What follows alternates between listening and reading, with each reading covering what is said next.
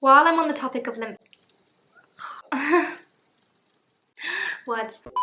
I'm just gonna put it out there also, I'm really sorry throughout this video if the light keeps changing on my face. I'm currently sat next to a massive window and the sun just can't decide whether it wants to go behind the clouds or not.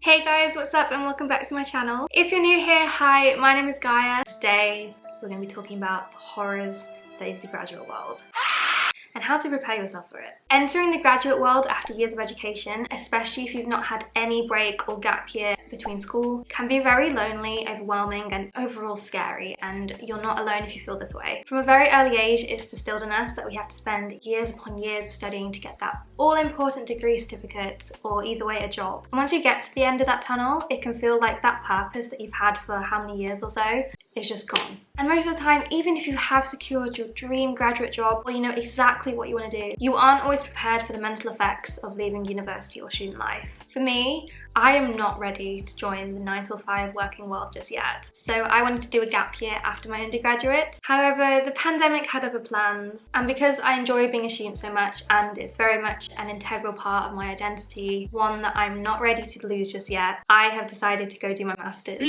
Regardless of what you want to do though, leaving university is a massive step. So if you want to find out how to be prepared, make sure you stick around and watch till the end. It would be fab if you could drop me a like so I know to make more of these kind of videos in the future. And if you're new and you want more university advice, student content and lifestyle, go click that subscribe button as well. Join me as we navigate the horrors that is trying to adult. So my first tip for today is to get organised and take time to find out what you actually want to do. Not what you've been told, but what you want to do. What gets you excited? What sets your soul on fire? What difference are you going to make to the world by being here? I know there's that pressure that as soon as you leave university, you have to know exactly what you want to do and walk straight into a graduate job. But we both know that's not realistic. Don't just grab the first thing you see just because you feel now that you're out of university you have to. Plus, due to the pandemic's effect on the graduate job market, it's even harder to get a job these days. So why put in all this time and effort into applying for a job that you know you're going to hate in a couple of months' time? However, since we're being realistic here, for some people it's all good saying what I've just preached. But in reality, people do need to pay bills and don't have the financial support from their parents just to go home after university. I, for one, am in that category right now. So taking your time to decide what you want to do isn't always feasible, but I'm just saying if you're able to, try to. Regardless of what you do though, my next tip is to apply early. I spoke about this briefly before in my 1000 sub Q&A when it comes to master's applications, but this relates to anything you want to do, whether that's post-grad study, work experience, graduate schemes, whatever. Like they always say, the early bird gets the worm. If you apply early, not only do you not have the stress of applying last minute, but especially when it comes to postgraduate courses, it will actually benefit your application in the long run. For example, if you apply to a course in January and the deadline is in August, you are in the first batch of applications the university is going to see, and they're more likely to give you an offer than if you applied, say, after thousands of other people. Also, if you apply early, you can be eligible for scholarships, bursaries, and other kinds of grants. And for some people, for example, myself, that is literally the deal breaker on whether you can study or work or not. I currently have completely no financial support from one of my parents, and that has a massive deal on whether I can study or not, and I guess even eat. And this is the case for a lot of other people, so applying for those bursaries and scholarships is so important if you need that support. My next tip is probably something that you've heard before countless times, but it's crucial if you want to set yourself apart from the other candidates in the graduate world, and that is gain useful work experience. During this current time frame that you have, you know, when you're watching this video, hopefully you're still studying when you're watching this, you know, between now and before you graduate, this is the perfect opportunity to gain some work experience in your chosen field, whether that's a short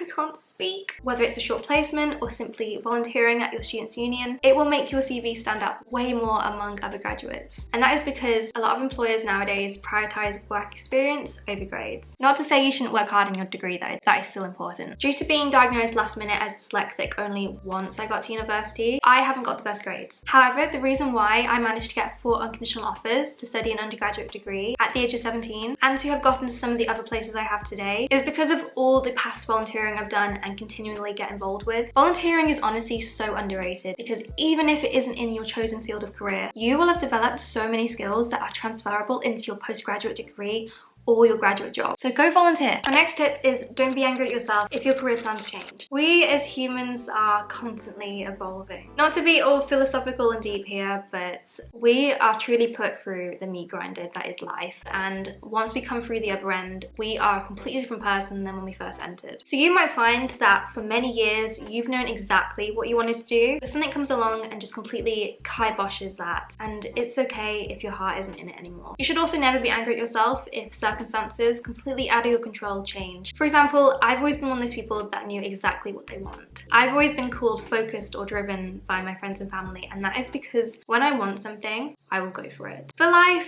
doesn't always go to plan, and that's definitely been the case for me. For example, if you'd told me at 18 that I was going to have an extra year at university, just finishing off final assessments due to a global pandemic, I would have been shook. Or even if you told me that I'd have a thriving YouTube channel, that was never something that I thought was on the cards for me. I'll admit, when the idea of extending my studies was first presented to me early last year, I did not like it. I hated it because all I wanted to do was be in line with my peers, and after the awful year I'd had, I just wanted my degree done, just out the way. Unfortunately, I didn't really have the choice. I knew if I wanted to graduate with grades that actually represented my high ability, I needed this extra year. I needed this time to take the weight off my shoulders from my personal life. It may have not been the most conventional university experience for me, but looking back now, I can honestly be more happier that it's happened. By taking a step back and acknowledging that I needed more time, this actually opened so many doors for me. And during those last crucial 48 hours where I had to make a quick decision whether to submit some rushed pieces of work or whether to extend to next year, I was annoyed at myself. I felt like a failure because my university plans weren't happening the way I anticipated. As I've learned now though, at the end of the day, if something is hard and it's not bringing out the best in you, then it's probably not for you. Another thing that definitely is not spoken about at university is how alienated you're going to feel from other people once you've left. Because once again, you're put in this position where everyone goes their separate ways, and even then, you'll probably leave university with only a handful of friends, which is the case for myself and a lot of people. Even though I haven't even graduated yet, because of the fact that I'm in this 4th year, I feel like I'm leaving university with literally no friends, due to the fact that most of my friends finished university last year. Another reason for it is because most of the friends that you'll have befriended in first year will not be your friend by the time you reach the end of your university experience. Unfortunately, there's a lot of people at university that just turn out to be really fake or just all around toxic. If you've been following my channel for a while, you'll know that I have not had the best of luck when it comes to flatmates either throughout the entire of my 3 years at uni. You expect people to have grown up by the time they get to university, but that's definitely not the case, so you are not alone if you feel like you've reached the end of your university journey without a solid group of friends. One thing that I found to help my own loneliness is to join graduate group chats or ones that are full of people from your local area. If you're a female watching this right now, a brilliant example of this is Girls Who Graduate, which is a huge national network of girls that you can join if you need advice or want to meet new people if you've recently moved to a new city. This is a really good thing to be a part of if you do feel alone, because there are constant posts in those groups asking if people want to meet up or have a girls' night. Even if you don't want to make any new friends, I still strongly recommend joining those groups because it's a great way to get advice about all the things to do with the adult world, such as graduate jobs, rent, traveling on a budget, etc. My next tip is to build your network. Sometimes finding the right graduate scheme or postgraduate course is simply down to knowing the right people. As you've gone through university so far, you'll have already started to grow a network. Friends, family, course mates, tutors, co-workers. These people can be a great way to aid your next steps into the graduate world. A good way to stay in touch or to build even more new networks is to join LinkedIn or those graduate group chats I spoke about a moment ago. While I'm on the topic of LinkedIn, another thing to do before you graduate is to spruce up your social media presence. Even if you don't have many social media accounts, it's really important to represent your presence on these platforms in a positive light. It's a common fact that employers and universities will look you up, and this could easily cost you your dream job or degree. Don't worry, you don't need to give it an entire makeover and just delete all your selfies. Just make sure everything looks professional and appropriate. The next thing you should do before you graduate is to make sure you're up to speed on everything you should know about repaying your student loan. Trust me, once you've left university, you will have a million things you want to get stuck into, in particular finding a job. And you'll probably forget that you are now potentially eligible to start paying back your student loan. This happened to me. I forgot all about it until I started getting letters through my door from Student Finance England telling me I needed to update my details ASAP or I was going to get fined. So if you've had a student loan, log into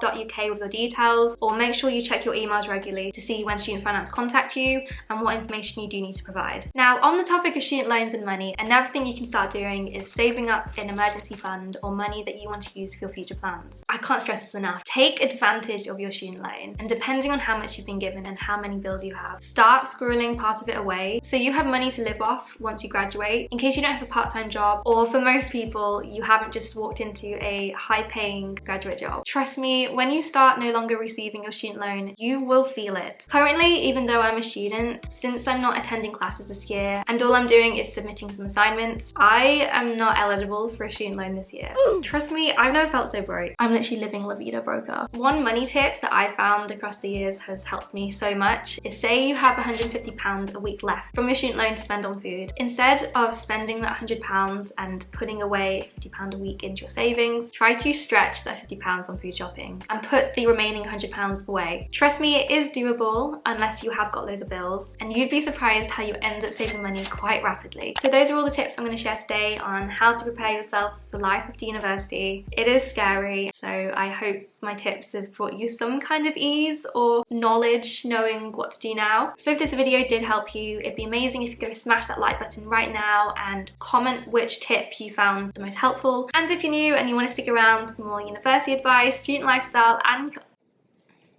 do you mind? Go click that subscribe button right now. I'd love to have you come join the family. But other than that, I've been Gaia. This has been how to prepare yourself for life after university, and I'll see you next week for more content.